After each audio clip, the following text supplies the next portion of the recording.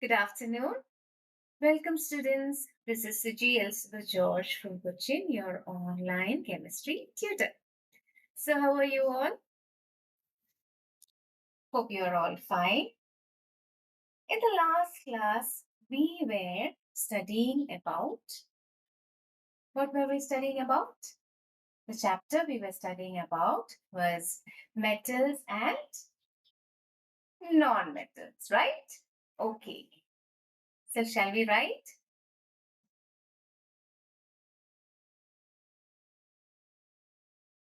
Yes, let's start. Metals and non-metals. Okay, so what did you learn about metals? The physical properties we learned about.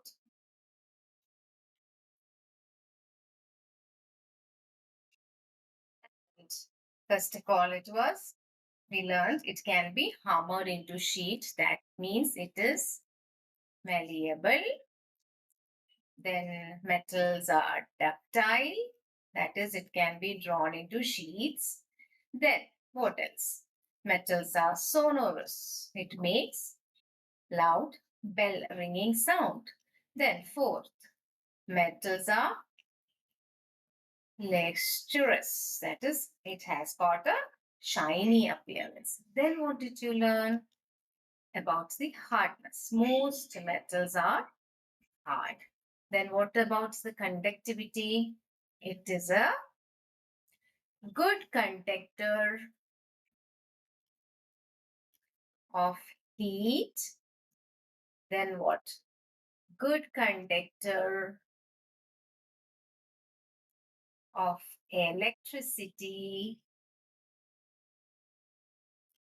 Then it has also when at high temperature, only at high temperature, the metals will be converting into solid to liquid. That is, it has got high melting point. Okay, so these were the things that we have studied about metals, and there are some exceptions that related to hardness. There is sodium and potassium, which is very soft. Then there is mercury Hg, which is a liquid form, which is in liquid form. And also gallium and thallium, which will also be in a liquid form if you take it in our hands. That is 37 degrees Celsius. That is our body temperature. Melts gallium and thallium. Okay, so most of the metals are lustrous and non-metals are not lustrous, but there is a exception for that. Graphite has a shiny appearance and diamond also, right? And again, it was said that in case of hardness, metals are hard and there are exceptions. Non-metals are mostly in gaseous state or liquid state, or it is not very hard. For example, normal carbon coal, it is brittle. We can just crush it with our hands. But the irony is diamond, which is an allotrope of carbon, is the most hardest substance in the world. Hardest, right? Okay. Then about conducting of electricity, mostly it is said that metals conduct electricity and non-metals does not, but there is also exception. Graphite, which is an allotrope of carbon, conducts electricity. That's why graphite is used in electrolysis as what? Electrodes, inert electrodes. Okay. And then we learned about the reaction of these sub-objects with chemical reactions we learned about, right? Chemical reactions. In that, reaction of metals with oxygen. So each and every element, sometimes they do react with oxygen, but the reactivity, the level of reactivity or ease of which the reactivity takes place is different. And what about sodium and potassium? If we keep it, just you don't need to flame fire it or anything. You just need to keep open in the air. It will vigorously catch fire to form its oxide. Again, calcium, if you heat it, or calcium's oxidation or reaction with oxygen is a slow process where calcium oxide or limestone is formed. Magnesium, you have to take the ribbon, magnesium ribbon, and if you show it on the flame, it will be burning with the dazzling white color. Iron will not produce oxides very easily. It will just melt. But in the presence of moisture and air, iron will be turning into rust. And what about copper? You have seen copper vessels at home. Copper reacts with oxygen to form CuO, which is a black in color. Actually, if you see that if you heat copper metal or if you show copper metal into the flame, only the outer portion, you have seen the vessels, no? When you keep it in the gas, only the bottom portion will be getting that dark black color. Similarly, but top portion or inside won't be converting into black color unless it is left unattended. This copper oxide only forms a outer deposit over the copper vessel. Okay.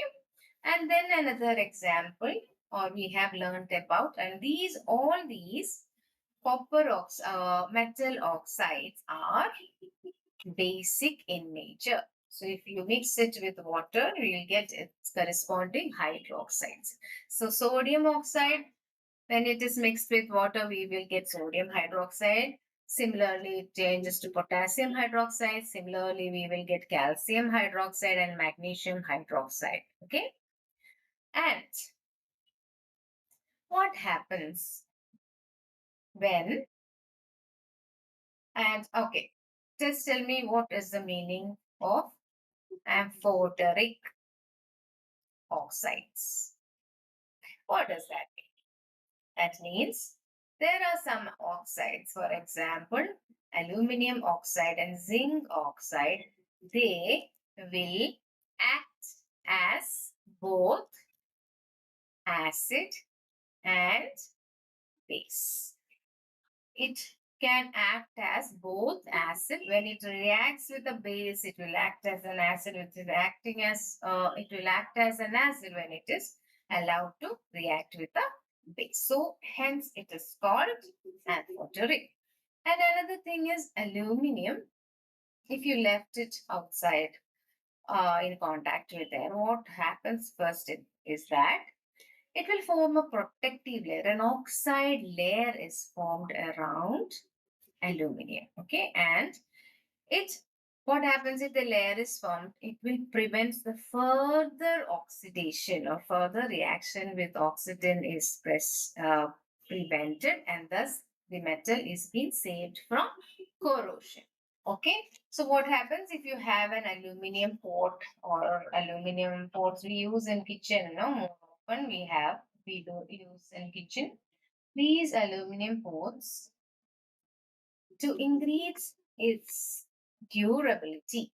Durable means we have to use it for a lot of time. Anyway, we are buying it for a huge amount. Okay, not much huge, but still you are buying about more than 1,000 rupees. We are buying an aluminum big vessel, right? So to prevent or to resist wear and tear, aluminum is anodized. That is, aluminum is article, or it can article means any items. Huh? Aluminum items are made to react with oxygen. And how are we doing it? Aluminium is made as an anode during electrolysis. So when electrolysis that process is conducting, aluminum article, whichever article we want to cover or deposit, we need to deposit it with an aluminum oxide. So we will make that aluminum as an anode. What happens in anode? Oxidation is a reaction that acts in as oxidation means addition of oxygen to a metal is called oxidation. So at anode, what happens? At the anode, you can see here, aluminum is made the anode at inside an electrolytic cell. So what happens in anode? Anode, oxidation takes place. That is, addition of oxidation takes place, and aluminum will be reacting with the outer layer of the aluminum will be reacting with oxygen to form aluminum oxide. Okay, so that is the biggest or very good uh, example or very good process, so that it is preventing, it can resist, prevents corrosion, it prevents durability and resistance, adds resistance to wear and tear. Oxidation layer, it is said, can also absorb dyes. Okay, so that we can make, if you are making a aluminum bottle, you can make it more attractive by dyeing it, and that layer of oxygen which is formed, as you can see here, no layer of oxygen which is formed outside the aluminum will be or can be colored, dyed. Okay. Uh, so if you anodize aluminum, it is more useful for making cookwares, doors, windows, and electrical items. Okay. Now, so that was about the chemical properties of metals with oxygen, or metals, how metals burn in the presence of oxygen. Now let's move to another topic, general reactions of metal reacting with what? Can you see that? Water. Chemical properties, reaction with water. How does metal react with water? Okay. So, reactivity of different elements are different, right? That we have seen it already. Reactivity of sodium is different that from calcium and magnesium in the presence of air. Here also, it is the same thing. In the presence of air, each and every metal will be behaving differently. The general reaction is water plus oxygen gives AB plus AB, A plus B gives AB plus C. It's a kind of addition reaction happens when metal reacts with water plus water, you get metal hydroxide, right? Metal hydroxide is formed. Okay. Now, first we will take the reaction between sodium. You know, when sodium reacts with water, it gives sodium hydroxide and H2. Hydrogen gas is evolved in each of these cases mostly. Okay. What happens if so? N2Na, 2H2O, NaOH is H2. Hydrogen gas is liberated. So what will happen to potassium when potassium is reacted with water? KOH, potassium hydroxide plus hydrogen gas is evolved. So, balancing the equation, I have to put 2 over here and 2 over here. Okay. Calcium reaction with calcium. Calcium reacts less violently with cold water compared to sodium or potassium, but it still produces calcium hydroxide and hydrogen. Here in this case, what happens is if you take a test tube and when you put calcium inside water, what happens that bubbles are formed around. It is a calcium metal. Bubbles are formed of hydrogen. Obviously, hydrogen is the one that gas that evolves. So bubbles are formed around hydrogen, and you can around calcium, and you will be able to see that this calcium will be that metal will be taken up. It will be floating. You can see floating calcium, and some of it will be converted to CaOH twice and water. Okay. So magnesium. What happens to magnesium? Magnesium reacts with hot water. Magnesium can't react with cold water. No reaction happens to magnesium. But if it is hot water or steam, hot water is sufficient. Magnesium reacts with water to give magnesium hydroxide and H2 gas. Right? Okay. Earlier, what was the react products formed? It was the oxides and oxides were formed. Here, what happens when sorry for that, Mg reacts with 2H2O, MgOH twice, and H plus is formed. Iron reacts only with steam and even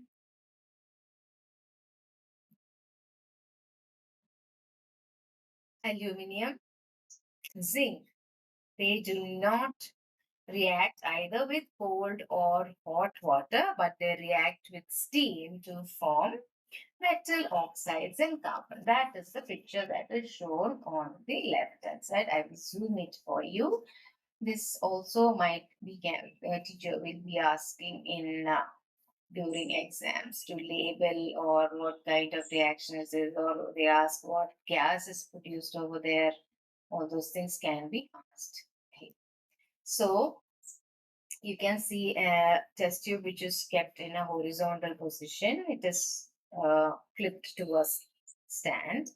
And at the end of that, here at the end of this test tube, what is kept? A glass wood soaked in water. Glass wool soaked in water is kept over there. And the metal sample is kept just ahead of it, and this is closed using a rubber cloth.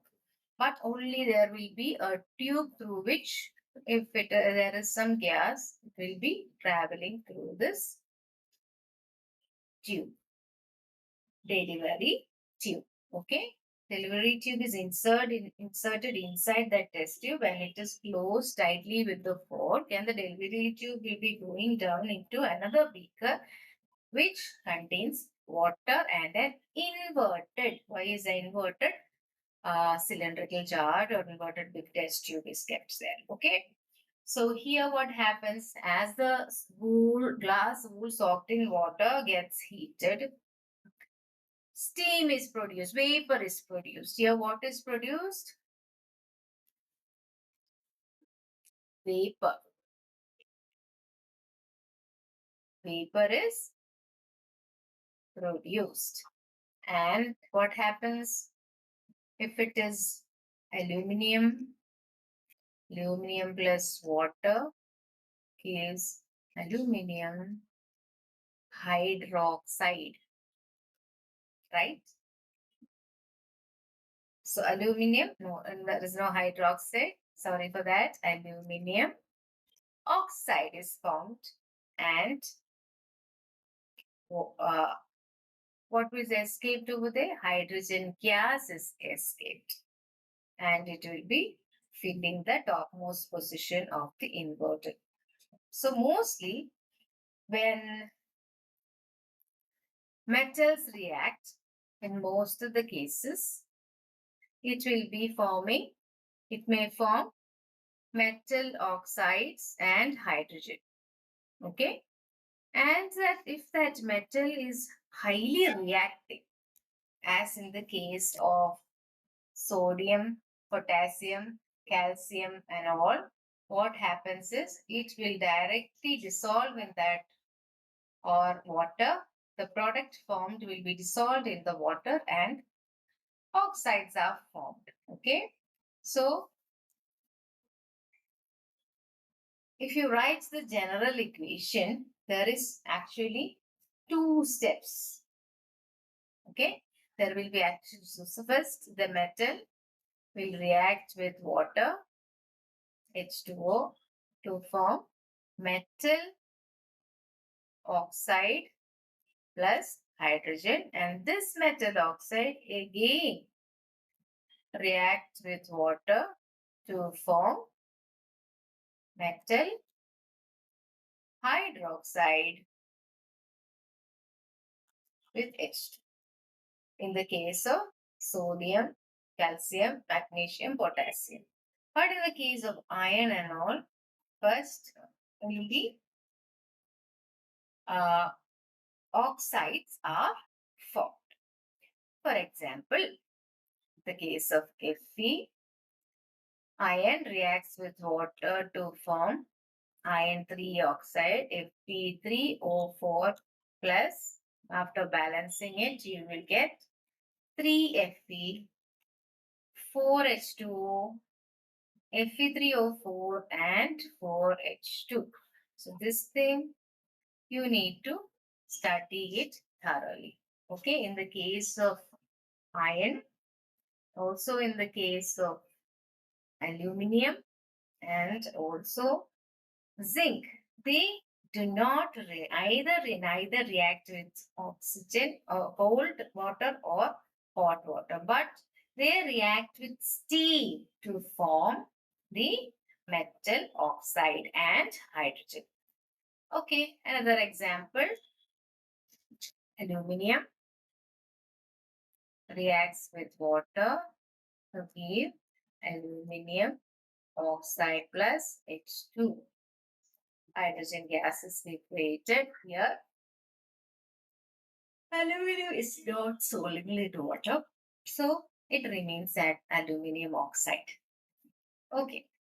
And metals such as lead, copper, silver, obviously you know that copper will not get dissolved because we make plates out of it. Vessels out of it. So usually we will be constantly washing it. Nothing has happened to copper yet. So silver, gold do not react with water at all. Okay. Now that was about the reaction of metals with water. Some metals form metal oxides first, and then if it is soluble, it will be forming metal hydroxides. Some are insoluble oxides, insoluble oxides does not, but they will, in the presence of steam, these aluminium and iron reacts with water to give aluminium oxide, iron oxide, respectively. Okay.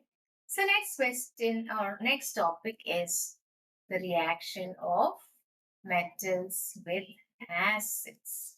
This is the first, second or third experiment that you do in your class 10 textbook. In a conical flask, you are taking zinc granules in it, or you are first taking hydrochloric acid and you are putting zinc granules of it. You can see bubbles coming out. This effervescence, bubbles will be seen coming out. Okay, that explains what Yes, that explains that a reaction is taking place and a gas is produced. And if you check what that gas is, test that gas, you can see that if you keep bring a match box or matchsticks, flame match or a flame near, it will create a pop sound that indicates that it is hydrogen is the element produced along with the salt. So metals react here. In the case of zinc, zinc reacts with HCl to give what?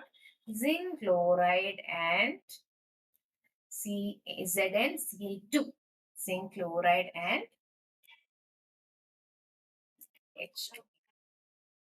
Hydrogen gases evolved. So the key equation is metals plus dilute acid, just dilute acid gives metal salts plus hydrogen. Next, reaction of all these metals with what? HCl. Okay. Reaction of metals with Mg, magnesium is. And why isn't the reaction of Na and K is not shown in the table? Why? Any answer for that? Because sodium is already highly reactive. Even if you keep it in open air, it will catch fire. Even if you put it on top of water, it will be running around catching fire. And what will be, now you can imagine the disaster. What will happen if it is put into acid? It will be liberating a lot amount of heat and there will be an explosion for sure. So you should not do it. It is not advisable to do it. And we know what the products that is formed. So what if when Na reacts with HCl, the product obviously formed will be NaCl plus H2. Okay. And for this, there is 2H2 over here balancing the equation. Then you have to make this also 2. We put 2 over here as well and then over here as well. 2 Na plus 2 HCl gives 2 NaCl plus H2. Okay. Then reaction with magnesium. How does acid react with magnesium?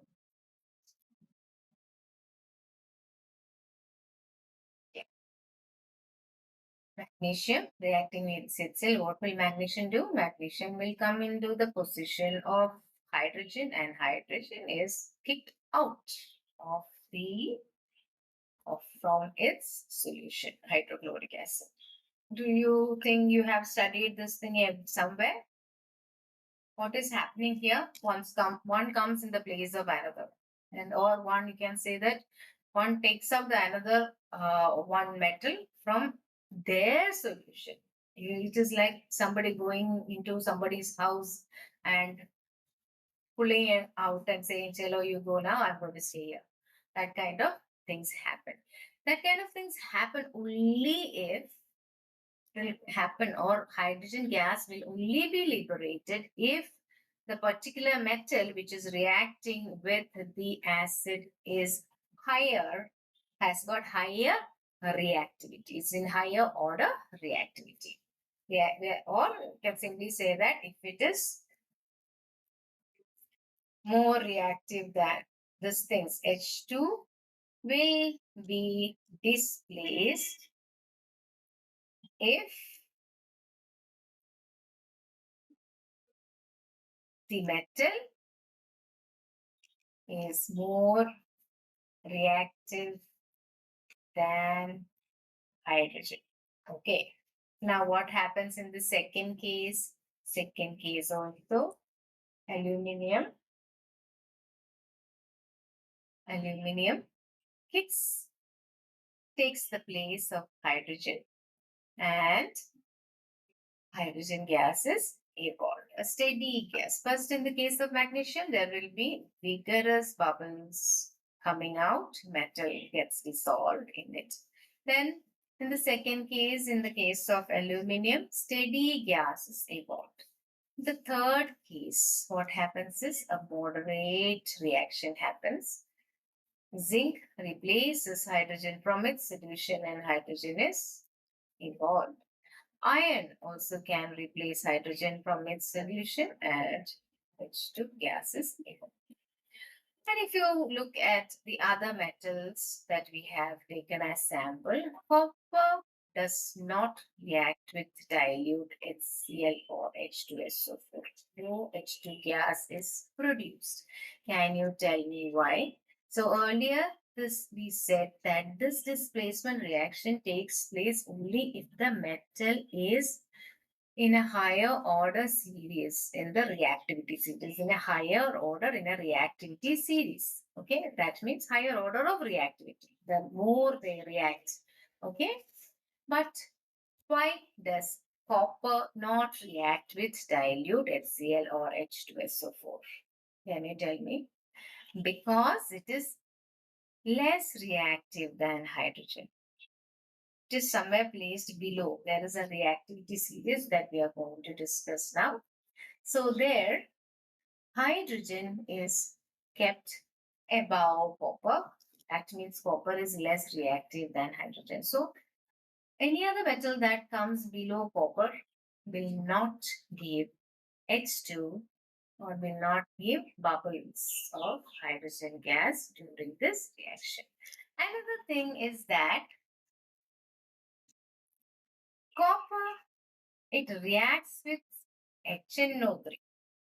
Okay, because HNO3 is a strong oxidizer and oxidizes. Here, what happens is not displacement, actually, it is oxidation, displacement. Oxidation because of displacement because of oxygen uh, is found or happens there. Okay, so but it reacts with what? Which means copper, but the copper reacts with HNO3 because it is a strong oxidizer. Okay, and thus instantly it displaces H2 to form the copper chloride. So, what is the test for hydrogen called?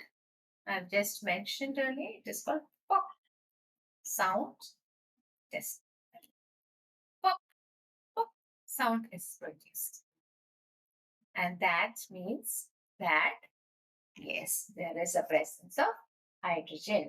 So if you keep hydrogen near or if you keep a matchsticks near the vessels that this reaction is happening, it will be giving that kind of sound.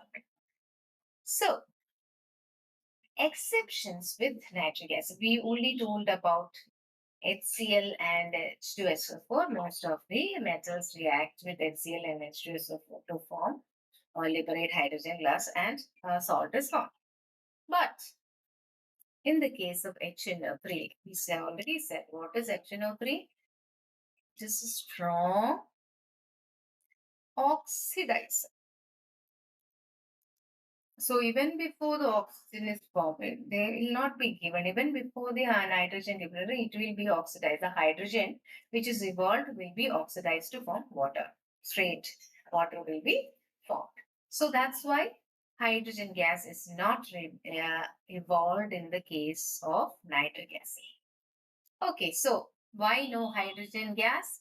Nitric acid is a strong oxidizer. It oxidizes H2 to water immediately after it is formed, and so it is not liberated. It is not being liberated. So when zinc reacts with HCl, what happens? That what we said, zinc chloride and H2 gases evolved normally. But if zinc is reacting with HNO3, displacement does take place. This reaction does take place, and before hydrogen is allowed to evolve, nitrogen or nitric acid being a oxidizing agent, it will oxidize this hydrogen into water. So, evolution of water and hydrogen will not be seen when nitric acid is allowed to react with the metal. Did you get that? Okay. So, Another exception, there are exceptions, but magnesium, Mg, and manganese. What is the symbol of manganese? Manganese, it is Mn. This, they both, okay, this will react, this will also react. They both react with NaHNO3 to form magnesium nitrate, and hydrogen is evolved. Magnesium nitrate is the uh, salt formed. So tell me how you write the formula for magnesium nitrate and manganese nitrate.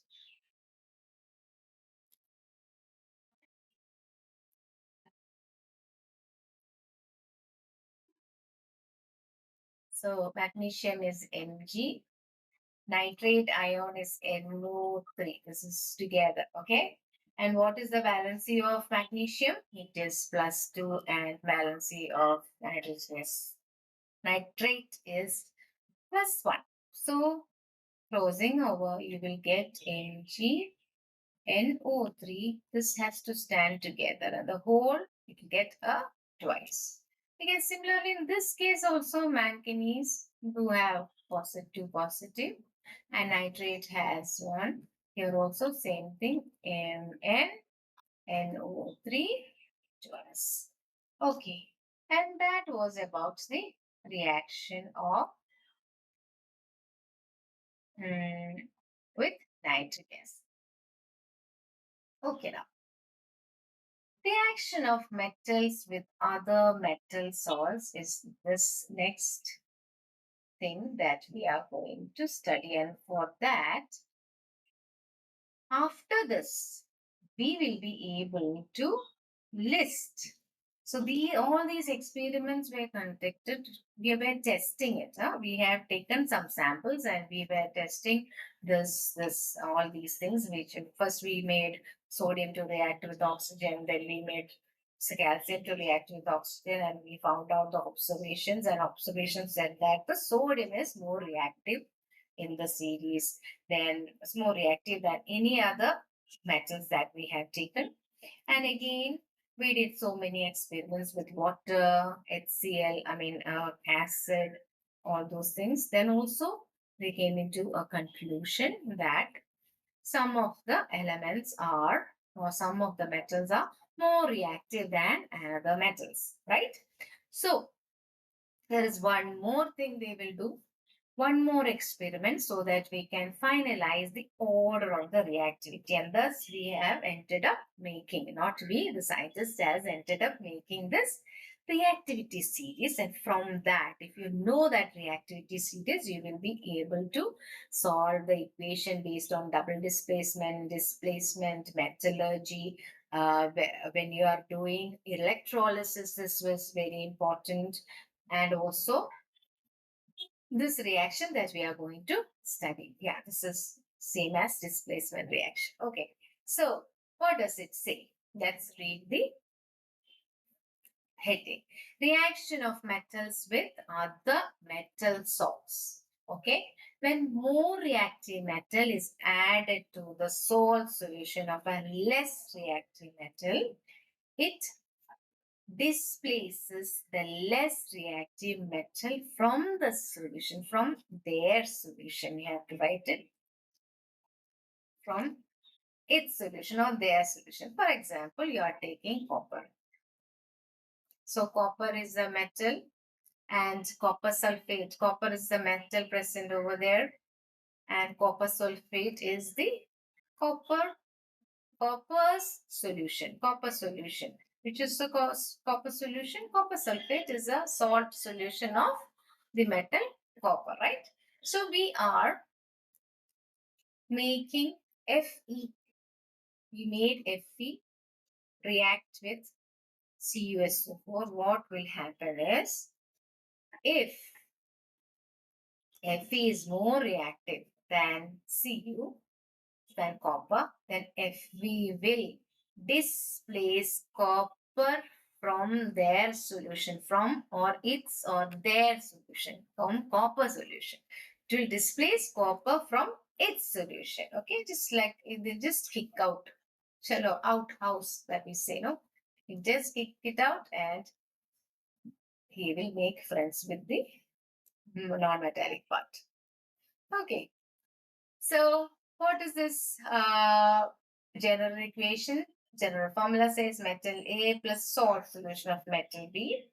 We get a salt solution of metal A plus metal B is given out. So in this end, Cu is deposited somewhere.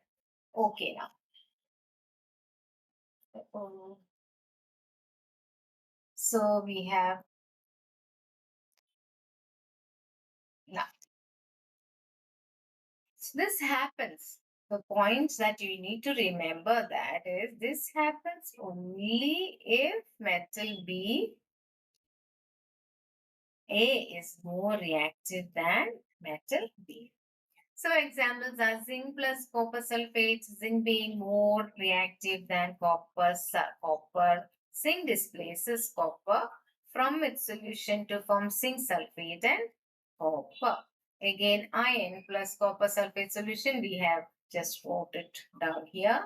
Iron, what happens being a more reactive element, more reactive metal, it displaces copper from its solution to form FeSO4 and the metal B will be formed.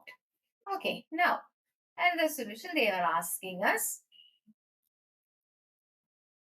will this reaction happen or not?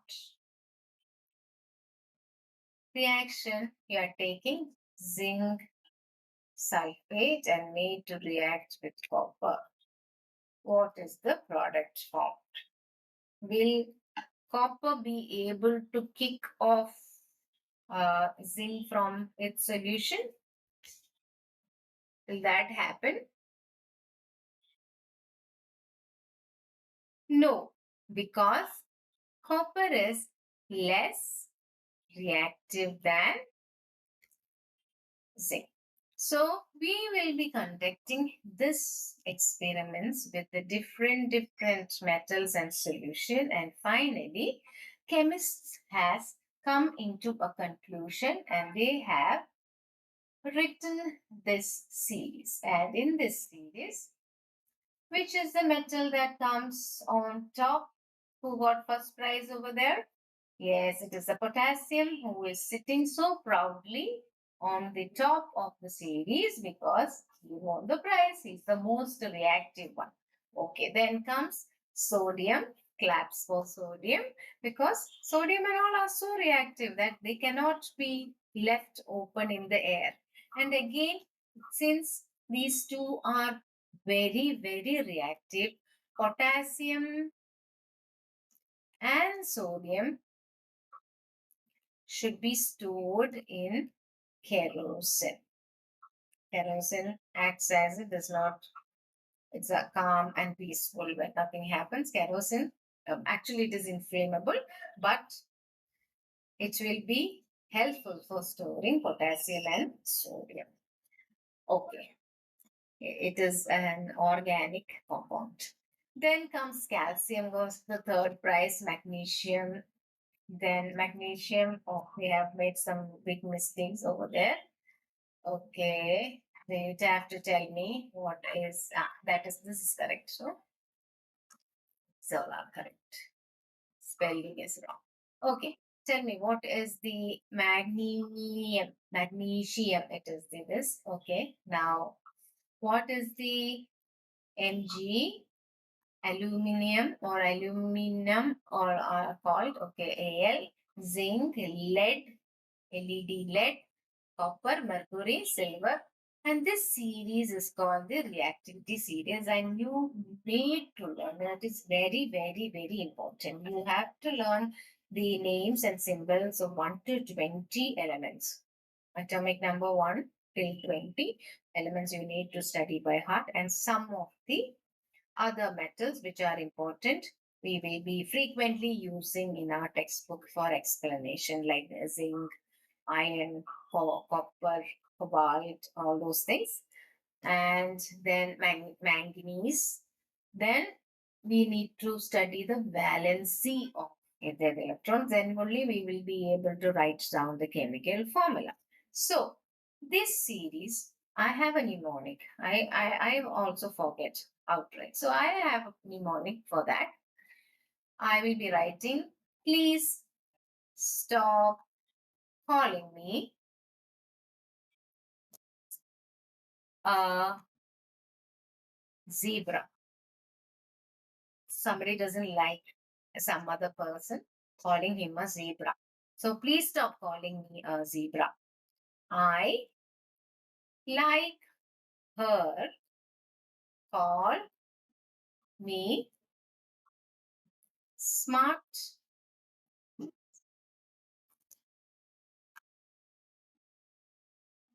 smart guy.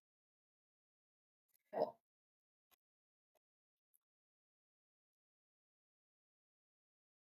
GUY. Okay. So please means potassium. Stop means sodium. So after repeating it this for so many times, it will already will be in your mind what comes. Then there will be some kind of confusion over the middle portion. That's it. The first portion, potassium, sodium, calcium, magnesium, aluminum will be easy for us. Then comes zebra is the same. So this calling is calcium. Then Me is magnesium. The spelling is wrong over here. Magnesium. And aluminium, and then zinc, iron, lead, then what? Hydrogen. Hydrogen will be coming after this in between. Okay? Hydrogen and copper. Me is mercury. Then silver is there. Gold is there.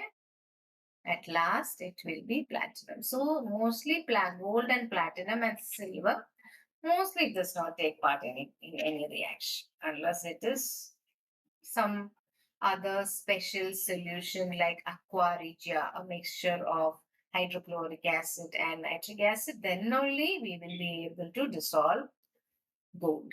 Okay, fine. Now, so this is the order in which a metal replaces another metal from their solution. So this was about the reactions of metals and non-metals. Now let's do a small, so you know about all these things. Let's do a small, answer a small question over here. What does the question say?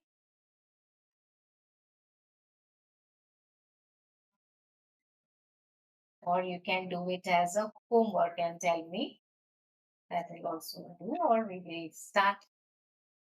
We'll answer this in the next class. So you are given three metals, iron, zinc, silver, and you also have solution copper sulfate, and we have to do the experiment with it, and you have to answer the questions that are given below this uh, below this question. Okay, yeah. So we will meet in the next class with furthermore explanation of why this reactions takes place in between elements. Why does an atom react? Okay, so before that, I want you to learn this portion very thoroughly, especially the reactivity series. Can use a mnemonic, and if you know that, it will be easier for us to understand so many other topics which is related to the reactivity series. So, bye bye for now. This is Suji Elsbeth George signing off. Bye.